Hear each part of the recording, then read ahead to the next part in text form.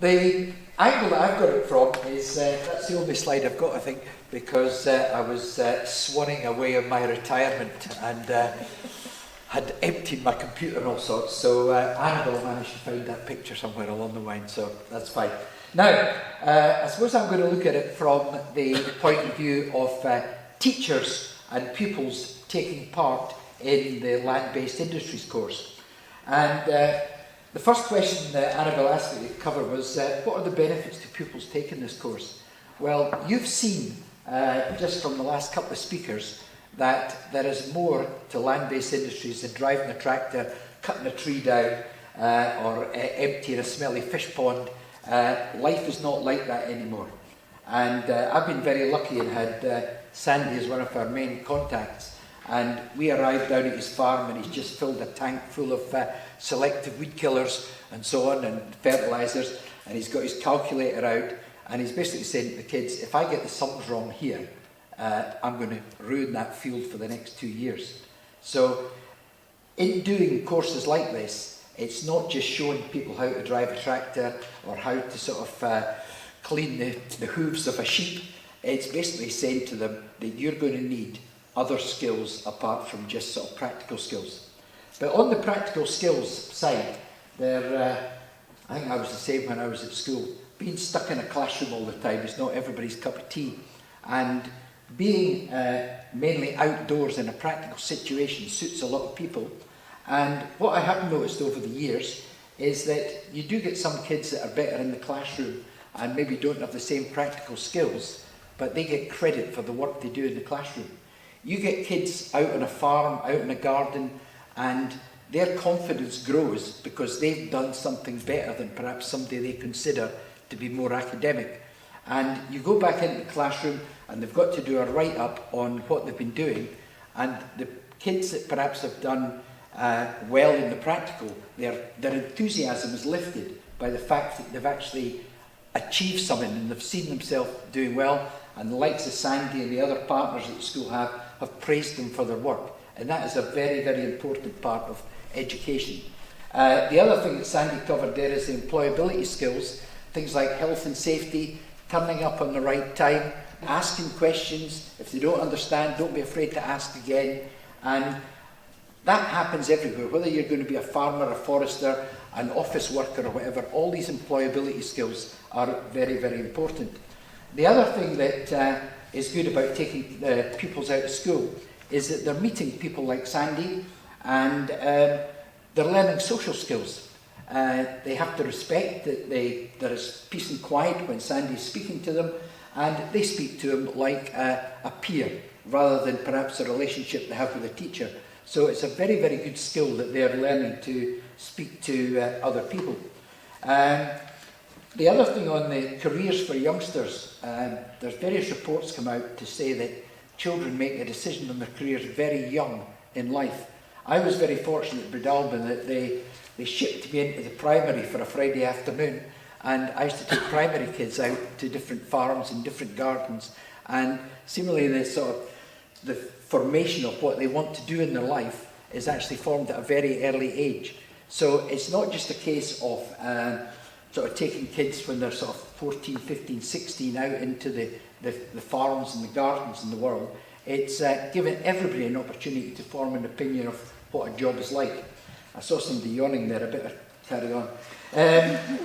The other thing is that it does actually open up people's eyes to the other options. And from our earlier speakers, we're all talking about the same thing. It's looking after our health, it's looking after our countryside. It's a job that's very worthwhile doing. A lot of the next part I got here was what skills do the students learn throughout the course? Well, I've got here social skills, health and safety skills. And with the SQA course, a lot of the presentations can be done using video and during sort of making up posters and so on. And so there's a creative side comes into it as well.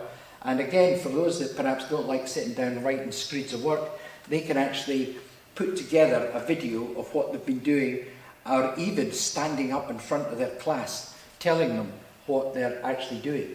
And again, that's very good for the pupils' confidence if they've got the ability to stand up in front of a small group or a large group and actually say, today, this is what we were doing, this is what we had to look out for, and so on.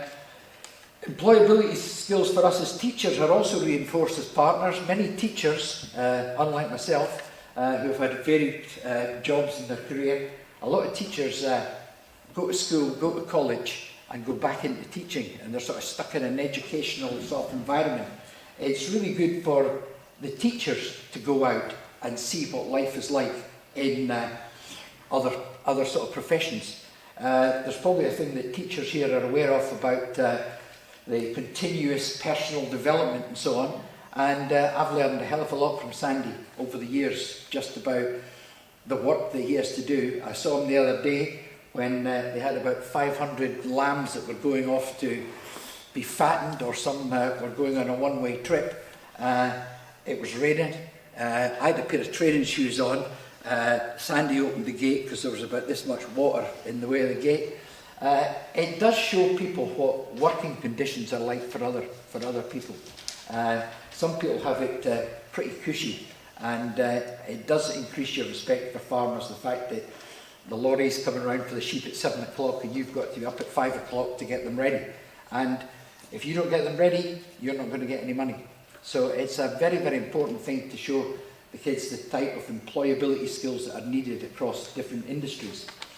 What were the benefits to the school? Well, the benefits to the school were many. I put down here that there's a lot of people out there in the world that they make comments like, oh, the education industry is not as good as when I went to school, this, that and the other. It does open up the eyes to our partners of what actually goes on in school. And they'll ask you things like, what the hell is this CFE? And we try to explain it to them. There's all these new initiatives coming on, developing the young workforce and so on. And at Breadalbane, we've been very lucky in the fact that we've had, I suppose, nominations and awards from Lantra for offering a sort of very viable education system to the kids on land-based industries. We had Mr. Berkow, the Speakers Awards for work that you do within the community. And it wasn't, my face is more suited to the radio, but we did actually make a couple of appearances on Beach Grove Garden. And I was quite chuffed with it because I'd never been on the telly before. But it was absolutely brilliant for the kids. The guy that came down and filmed it with them was really good. The kids saw themselves on telly. We've had presentations with the head teacher and so on after they've won the Lantra Awards. And we're basically saying it's not the teacher, it's you guys. But the school's getting a bit of kudos from winning these awards, but the kids were part of it. And again, it's very, very good for the confidence. And I need to thank Sandy for my agricultural education over the years. How straightforward was it to deal with the local agricultural industry? If there's any teachers here that are thinking about doing land-based industries and rural skills, I've found that if you ask any of the local businessmen, be it a fencer, a farmer, a gamekeeper, they are willing to help the school. They're willing to help the youngsters. At one time we had an HM EI, I think they call it now, the inspectors came in, and we were asked to make a list of the partners that were working with the teachers. And the Rural Skills Department had 24 partners that were working locally, whether a fencing company, dry stain diking company, Sandy's guys, a guy Brewster at Dunkeld, who's got 2,000 chickens. Really, really keen to get the kids involved in what they were doing. So don't be scared to ask the local people in land-based industries. They will help you. I mentioned about the primary schools, and I know of RET, and anybody who's not done the course and hasn't got any partners yet, I know that you can actually get in touch with the RET, and they will organise free farm visits and all sorts for you. So there's no money involved in it, you don't have to worry too much. What were the obstacles we had to overcome? I put down here very few. Obviously, teachers will know about this evolved computer system for health and safety. I think I had about 94 pages of health and safety risks, and nobody knew I had a sit-on grass cutter, so that's all right. But you do need to consider all the health and safety. But there's so many schools have done the evolved thing for this type of visit. It is very, very straightforward. The other thing I put down here is that I was sitting over there watching the sort of forestry, watching the sort of natural Scotland, watching Sandy's presentation.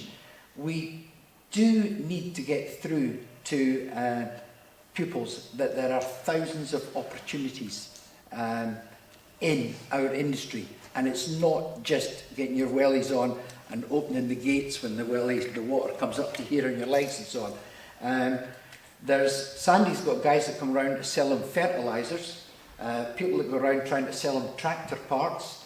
That tractor you saw on the last slide that Sandy had, I think it's probably worth about $250,000, maybe more. Something like that. And you've got to put somebody behind the sort of the steering wheel of that tractor with all the control. They need to know what's going on. They need to be computer literate. They need to have good literacy skills. They need to have good mathematical skills. And even these salespeople that come around to see Sandy, they know about farming and they're trying to sell him products. And I can tell you, having sold photocopiers for 20 years, you make more money selling photocopiers and selling fertiliser than you'll get from putting ear tags in sheep. So there is all sorts of opportunities there that we need to open the eyes of the pupils up to. They're not just going to get a pair of wellies and a big warm jumper if they want to go and work on a farm. There are thousands of other opportunities. The other thing that perhaps maybe teacher training need to do is to work with careers teachers to basically say there is more to education than preparing kids for university. Modern apprenticeships in the way forward. I know one of my sons is so miserable with money, he didn't have much of a student loan. I hate to think how much my younger son's got on his student loan. Modern apprenticeships, from a parental point of view, are very, very good. My oldest son's an animator. He makes sort of fancy videos and stuff for television and so on. And when he finished college, I took in a pen drive with his little video that he had made, and I said to my colleague, that cost me 35 grand. So what I'm saying here, as I suppose, as the education side of it is, as teachers, we need to make all these opportunities aware to the pupils. We need to make them aware, and it's not just getting your hands dirty all the time. There is all sorts of other things that you can do within the industry. Thank you.